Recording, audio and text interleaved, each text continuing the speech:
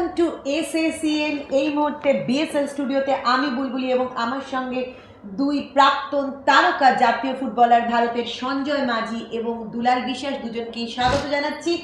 সঞ্জয় এবং দুলাল দুজনকেই খুব ভালো করে জানে যে বিএসএল কিন্তু একেবারে জমে উঠেছে, যাকে বলে বিএসএল এ প্রত্যেক দিন সাপ এবং লুডোর একটা খেলা চলছে।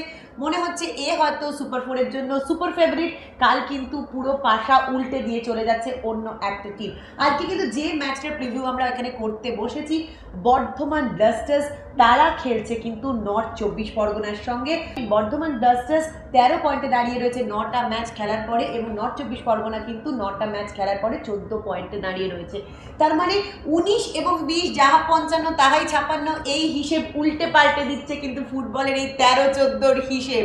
বর্ধমান ব্লাস্টার্স কিন্তু একেবারে ডার্ক হর্স হতে শুরু করেছে, তাই নয় কি? কি করে এরকম চেঞ্জ হলো বর্ধমান ব্লাস্টার্স? অ্যাকচুয়ালি দেখো, বর্ধমানের প্রথম দিকে যে ম্যাচগুলো খেলছিল সেখানে ওরা 4 ম্যাচে 1 পয়েন্ট ছিল। তো ওরা টিমটা যখন করা হয়ে শুরু করেছিল তখন কিন্তু ওদের সেইভাবে মাঠে যখন খেলছিল সেই প্লেয়াররা যে ইউনাইটেডলি বা সুন্দর একটা পরিকাঠামো নিয়ে খেলা বা একটা সুন্দর পরিবেশের মধ্যে, সেটা কিন্তু আমরা দেখতে পাচ্ছি না। প্লেয়ারদের মধ্যে কোনো ছন্নছাড়া ভাব ছিল।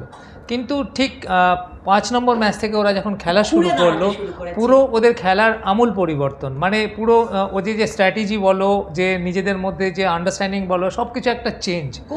সুতরাং একদম সেই ম্যাচ থেকে ওরা জেতা শুরু করেছে, মানে লাস্ট ম্যাচ অবধি ওরা জিতে রয়েছে এবং জিতে একটা লিগ টেবিলের ভালো জায়গায় পৌঁছে গেছে।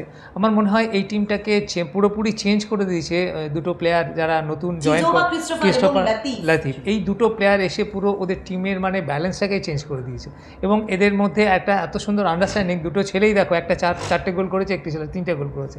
তো ন্যাচারালি বর্ধমান এই মুহূর্তে একটা আনপ্রেডিক্টেবল টিম হয়ে গেছে। মানে ওদেরকে এই মুহূর্তে আমি বলতে পারি ডার্ক হর্স, কারণ ওরা এই যে পরপর একটা লিগে 4টে ম্যাচ জেতা কিন্তু অতটা সোজা নয়।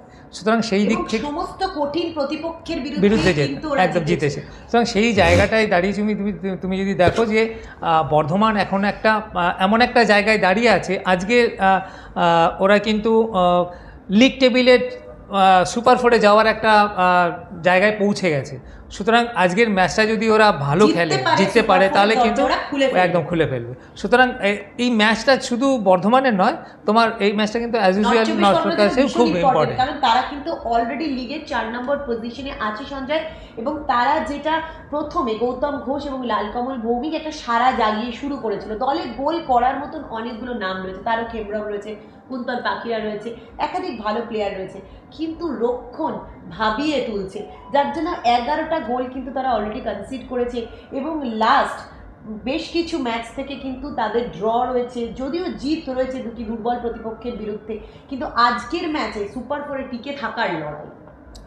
দেখো, আমি নর্থ 24 পরগনা দিয়ে স্টার্ট করছি। যেহেতু নর্থ 24 পরগনা লাস্ট ম্যাচটা মেদিনীপুরকে এক গোলে হারিয়ে দিয়েছিল, সেই জন্য ম্যাচের নিরিখে দেখতে গেলে ওরা একটু কনফিডেন্সি একটা ম্যাচ যেহেতু জিতে আছে। এদিক থেকে তুমি বর্ধমান থেকে দেখতে গেলে, তুমি যেই টিমটা সবার শেষে ছিল, পরপর 4টে ম্যাচ জেতার পর 5 নম্বর ম্যাচ থেকে যেভাবে ঘুরে ওরা দাঁড়িয়েছে, পরপর কঠিন যে ম্যাচ, হ্যাঁ, হাওড়ার মতো টিমকে তারা হারিয়েছে, 4 গোলে হারিয়েছে। তার মানে কি, দুলাল যেটা বলছিল, প্রথম মধ্যে টিমের মধ্যে একটা কোঅর্ডিনেশনের অভাব হচ্ছিল, টিমের মধ্যে ছন্দের অভাব হচ্ছিল, প্রচুর সাথে প্লেয়ারদের কোঅর্ডিনেশনের অভাব হচ্ছিল। সেটা পরবর্তীকালে দুটো প্লেয়ার সই করার পর, ক্রিস্টোফার চিজোভার, এই দুটো প্লেয়ার সই করার পর কিন্তু এই টোটাল টিমটার যেন একটা আমূল পরিবর্তন করে দিয়েছে। এবং দুটো লাতিফ আর ক্রিস্টোফার অলরেডি ওরা দুজনে একজন করেছে 4টে গোল, একটা কিন্তু 3টে গোল, 7টা গোল অলরেডি করে দিয়েছে। অতএব আমার নিজেরও খুব ভালো লাগছে, কিন্তু যেহেতু আমি বর্ধমান ডিস্ট্রিক্টের ছেলে, আমার নিজেরও খুব একটু আনন্দ হচ্ছে যে না, সন্দীপ কামব্যাক, সন্দীপ আমার ছোটো ভাইয়ের বন্ধু, সন্দীপ আমার ছোটো ভাইয়ের মতন ভালো ইসবল টিমের কোচ ছিল, ভারতের মিস্টার ডিপেন্ডেবল গোলকিপার, দারুণ ভরসা দেখাচ্ছে বিএসএল। হ্যাঁ, বিএসএল এর ইসবল ক্লাবে কোচিং করেছে এবং নিজেও কোচিং মধ্যে আছে এবং বর্ধমান টিমটার দায়িত্ব নিচ্ছে। খুব ভালো লাগছে যে ডে বাই ডে যেভাবে ইমপ্রুভ করে আসছে, তাতে মনে হয় বিএসএল, তুমি বলতে হবে না, বিএসএল যেভাবে আমরা প্রত্যেকটা মানুষ যেভাবে বলেছিল এই একটা লিগ হচ্ছে কি হবে না হবে, কিন্তু মানুষের চিন্তাধারা বদলে দিচ্ছে, টোটালি বদলে দিচ্ছে বিএসএল। কিন্তু এখন বিএসএল সবার মুখে মুখে, ঘরে মুখে টিভি খুললে ভাই কেউ সিরিয়াল দেখে না এখন, ওই যে ওই টাইমটাতে সবাই টিভির পর্দায় বসে থাকে যে ভালো কিছু ম্যাচ দেখবো, ভালো কিছু গোল দেখবো। আর অসাধারণ অসাধারণ গোল দেখেছি, অসাধারণ গোল। আর এত যেসব গোল হয়েছে, তুমি সত্যি কথা বলতে গেলে আমি বলছি কলকাতা লিগে, প্রিমিয়ার লিগে এত এত গোল দেখতে পাইনি। লতিফ সেদিন যে গোলটা করেছে, সঞ্জয় এবং দুলাল দুজনকেই জানাতে চাইবো, একেবারে এই বক্সের এদিক থেকে কিন্তু ওইখানে মাঝমাঠ থেকে আমি দেখেছি গোলটা, দেখেছি মাঝমাঠ থেকে অসাধারণ গোল করেছে, বিশ্বমানের গোল, এটা গোল দেখা যায়।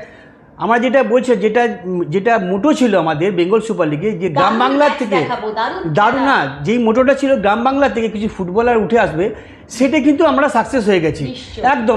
অনেক ছেড়ে অনেক বাঙালি প্রতিভা ফুটবলার আসছে, তার সাথে ফরেনারকে, তার সাথে ভালো একটা কম্বিনেশন তৈরি হচ্ছে। সত্যি এই কম্বিনেশন যদি তৈরি হয়, আগামী প্রজন্মে নতুন প্রতিভাবান ফুটবলার তারা আসছে, তারা নিজেকে তৈরি করছে, পরবর্তীতে তারা ইস্টবেঙ্গল, মোহনবাগান, মহেশপুরি ক্লাব, দেশের হয়ে তারা খেলতে হবে। এর চেয়ে ভালো প্ল্যাটফর্ম যা করে দিয়েছে Bengal Super League, hats off to Bengal Super League. Seriously hats off to Bengal Super League. এবং আজকে দুই এক্সপার্টের কথায় যেটা চলে এলো, সেটা কিন্তু অসাধারণ একটা জায়গায় আমরা এসে পৌঁছেছি, যেটা দুলালও বলছিলেন যে লিগ কিন্তু ওয়াইড ওপেন হয়ে গেল, কোনোভাবেই বোঝা যাচ্ছে না, তাই নয় কি? একদম। কে থাকবে সুপার ফোরে? কারণ তোমার তুমি যদি লিগ টেবিল দেখো, মালদা মুর্শিদাবাদ যে ম্যাচটা ড্র দেখলাম, এই ড্র হয়ে যাওয়ার ক্ষেত্রে কিন্তু এই যে তোমার বর্ধমান বা নর্থ চব্বিশ পরগনা, এই দুটো টিমের কিন্তু একটা বিশাল রাস্তা খুলে গেছে। সুন্দরবন অ্যাকচুয়ালি ড্র করবার ফলে যেটা হলো, মেহতাব হোসেনের জন্য একটা বড় প্রেশার হয়ে প্রেশার একদম। কিন্তু হয়তো মেহতাবের একটা প্রেশার হয়েছে, কিন্তু সন্দীপ নন্দীর জন্য একটা ভালো জায়গা ওপেন হয়ে গেছে, বা তোমার গৌতম বা লাল কমল, এদের জন্য একটা ভালো রাস্তা ওপেন হয়ে গেছে। সুতরাং এই বলছি না, বিএসএল এমন একটা লিগ হচ্ছে যেখানে কিন্তু কোনো টিমকে তুমি এই মুহূর্তে ফেভারিট বলতে পারবে না। আজ রাতে মনে হচ্ছে এ ফেভারিট, কাল সকালে পুরো গেম চেঞ্জ হয়ে যাচ্ছে, পুরো চেঞ্জ হয়ে যাচ্ছে। তো ন্যাচারালি বেঙ্গল সুপার লিগ অসাধারণ একটা, মানে প্রত্যেকটা ম্যাচ খুব ভালো ম্যাচ হচ্ছে, বেশ কিছু ভালো ভালো গোল দেখেছি আমরা, কিছু ভালো মুভমেন্ট দেখছি। এবং এই বিএসএলে আমি যেটা দেখছি সেটা হচ্ছে তোমার প্রত্যেকটা টিমের খেলার একটা ছন্দ আছে, গতি আছে, কম্প্যাক্ট ফুটবল খেলছে, মানে পুরো খেলার পিকচারটা চেঞ্জ হয়ে গেছে। আর যেটা হচ্ছে যে মানে বেঙ্গল সুপার লিগের যে মোটো, যে বাংলার প্লেয়ারদেরকে যে আমরা প্রমোট করা, আমরা যখন তোমার আইএসএল দেখি বা অন্য কোনো টুর্নামেন্ট দেখি বা ইন্ডিয়া টিম দেখি বা অন্য কিছু দেখছি, সেখানে আমরা বাঙালি ছেলেদেরকে পাচ্ছি না সেভাবে। সেই জায়গাটায় কিন্তু বিএসএল একদম পুরো দারুণ একটা প্ল্যাটফর্ম রেডি করে দিয়েছে, যেখানে যদি ভালো পারফর্ম করে সেখান থেকে কিন্তু তার কাছে অনেক কিছু ওপেন হয়ে যায়।